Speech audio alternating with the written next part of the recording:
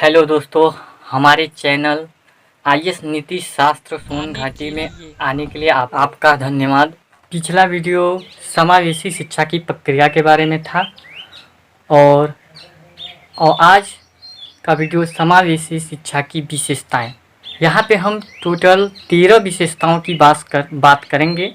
पहला विशेषता है कि समावेशी शिक्षा केवल अशक्त बालकों के लिए ही नहीं है। पहला विशेषता क्या कहता है, ध्यान से सुनिएगा।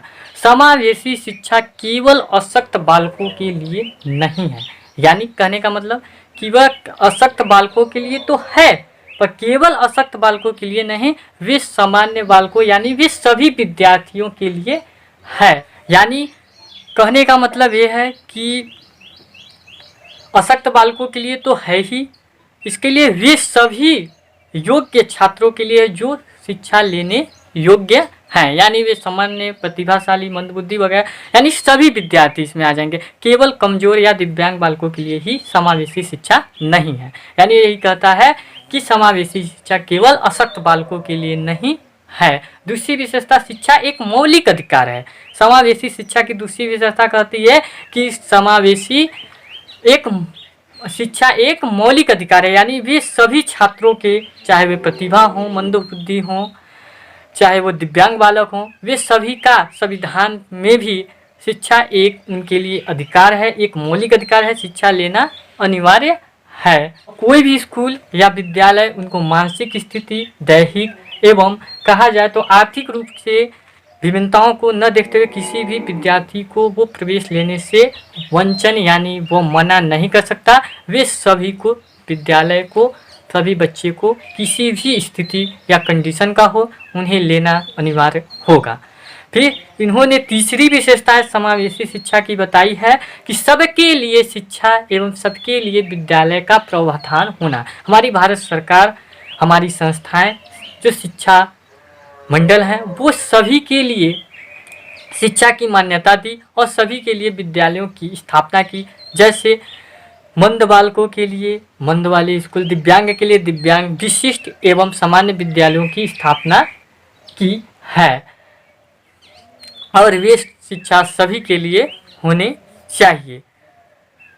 अब चौथा विशेषताएं कहा जाए तो विभिन्नता की पहचान, यानी वो कहता है कि हमें एक कक्षा में रहकर सभी बच्चों की क्षमताओं, उनकी मानसिक एवं व्यवहारिक क्रिया, सामाजिक क्रिया क्या है, यह हम पहचानने का मौका मिलता है, उनको देखने का अवसर मिलता है। एक ही कक्षा में रहने के लिए इनकी हर व्यवहार में हमें समझने, जानने की मौका मिलता है। यानी हम विभिन्नता को यहाँ पे पहचानते हैं कि एक दिव्यांग, एक कमज़ोर, एक मानसिक विद्यार्थी का क्या व्यवहार है, सामान्य के प्रति, प्रतिभाशाली के प्रति क्या है, वह किन किन स्थितियों का सामना करता है, करने में वह क्या होता है, वो उससे हमें सीखने और जानने का मौका मिलता है। पांचवा विशेषताएं की बात कही जाए तो अभिभावक एवं समाज की भागीदारी, यानी समावेशन शिक्षा में हमें विभिन्न प्रकार की अभिभावकों एवं समाज की भी भागीदारी इसमें होनी चाहिए। यानी हर अभिभावक से एक शिक्षक हर अभिभावक से संपर्क करे, समाज से उस प्रकार की विभिन्नताओं की एक ही कक्षा में शिक्षा करना ही क्या है, समावेशी शिक्षा है। यानी उनकी भी भागीदारी होगी। संज्ञानात्मक एवं संवेगात्मक और सृजनात्मक की अवसर हमें देना होगा। विविधता कोई समस्या नहीं है, वो छठवां पॉइंट समावेशी शिक्षा की विशेषताएं कहती है। क्या कहती है, विविधता कोई समस्या नहीं है। विभिन्न प्रकार की धर्म, जाति, भाषा, लिंग को जानने एवं समझने का मौका मिलता है। एक दूसरे की सीखने एवं समायोजन करने में हमें मदद मिलती है। फिर सातवां पॉइंट कहता है सामान्य तथा विशिष्ट शिक्षा में निकट संबंध। इससे हमें सामान्य शिक्षा और एवं विशिष्ट शिक्षा दोनों शिक्षाओं में हमें क्या होती है, एक निकटता मिलती है। यानी औपचारिक हो और अनौपचारिक शिक्षा दोनों ही विद्यालय से स्पष्ट एवं निकटतम शैक्षिक संबंध होते हैं। अब आठवां पॉइंट कहा जाए तो मजबूत नीतियाँ एवं नियोजन का होना, यानी समावेशी शिक्षा के लिए विभिन्न प्रकार के इसमें छात्र होते हैं। विभिन्न प्रकार के छात्र में शिक्षक को विभिन्न सीखने की क्षमता जो विद्यार्थी की होती है वो अलग अलग होती है।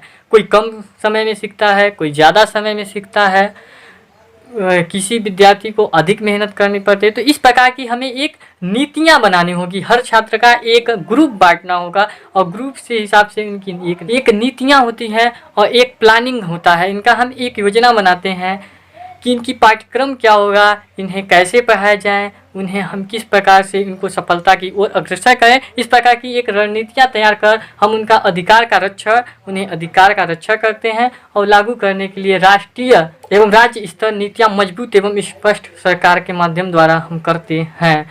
समावेशी शिक्षा पृथकीकरण का विरोधी है, यानी वो अलगाववाद का विरोधी है।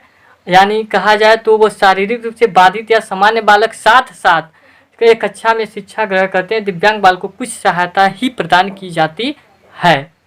फिर इसके बाद 10वां पॉइंट कहा जाए तो समावेशी शिक्षा विशिष्ट शिक्षा का विकल्प नहीं है।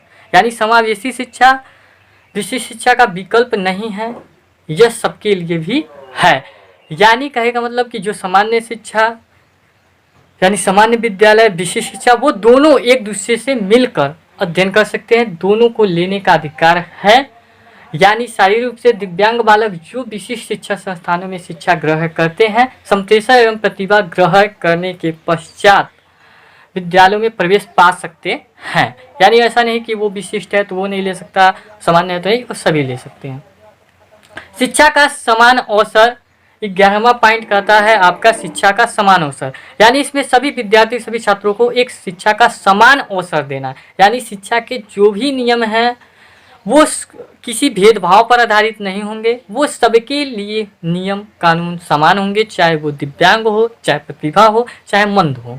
अब अलग बात आई कि उपयुक्त वातावरण, उनके लिए एक अच्छी वातावरण निर्माण करने होंगे। प्रतिभाशाली एवं सामान्य बालक जिस टाइप की वातावरण की जरूरत होगी उस वातावरण शिक्षक को प्रदान करना होगा। सहयोग की भावना, यानी समावेशी शिक्षा से हमें सहयोग की भावना जागृत होती है। हमें प्रतिभा एवं सामान्य बालकों की भावनाओं को समझने का मौका मिलता है। विभिन्न प्रकार के छात्रों के व्यवहार, क्रियात्मक एवं उनकी कार्यशैली, उनकी दिनचर्या हमें जानने की मौका मिलती है। और सहयोग, एक दूसरे की भावनाओं और सहयोग, हम एक दूसरे के कक्षा में शिक्षा क्रियाओं में सहयोग देते हैं, एक दूसरे से मिलते जुलते हैं, बात करते हैं, एक माध्यम से हमारा एक संबंध बनता है और हम उनकी भावनाओं को अच्छी तरह समझने का हमें मौका मिलता है। यह इनकी 13वां विशेषता है।